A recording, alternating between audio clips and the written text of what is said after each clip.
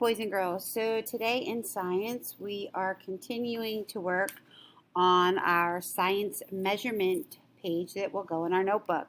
So please get out your green folder, find the measurement paper, it should be right on top, and take it out and get your pencil ready.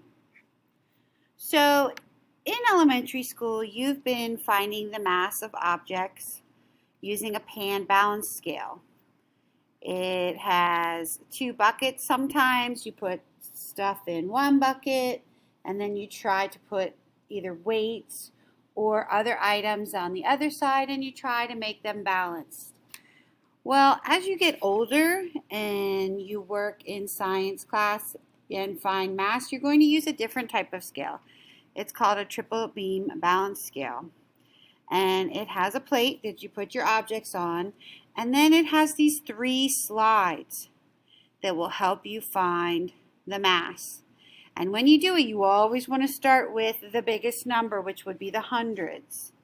Okay? And then you go to the tens, and then you go to the ones. So if we take a look at this example, let's look at the hundreds first, and we can see that it goes right to the 400 mark. Okay? Then we can look at the tens and it goes to the 40. Now the tricky one is when you get to the ones. So let's take a closer look.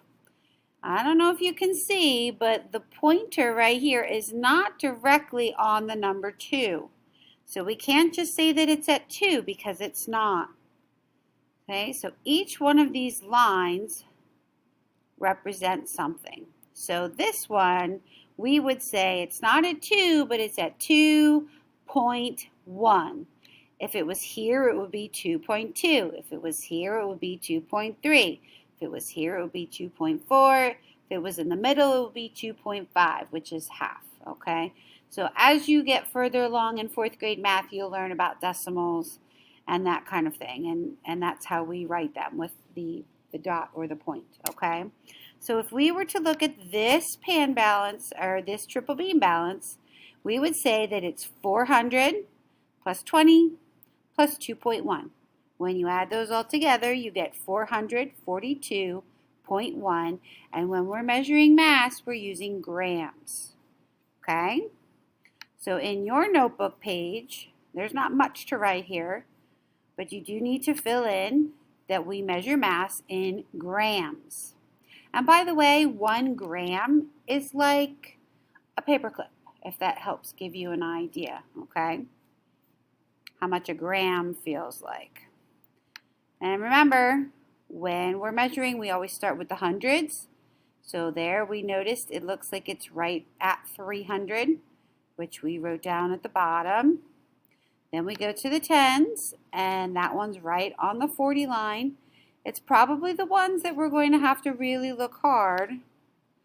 And here you can tell it's not pointing right at the 4, it's at 4.3.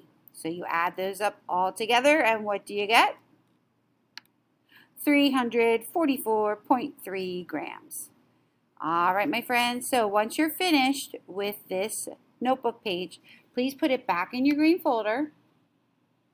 And then I want you to go on and do the slides. There are 2 slides that are reading triple beam balance scales.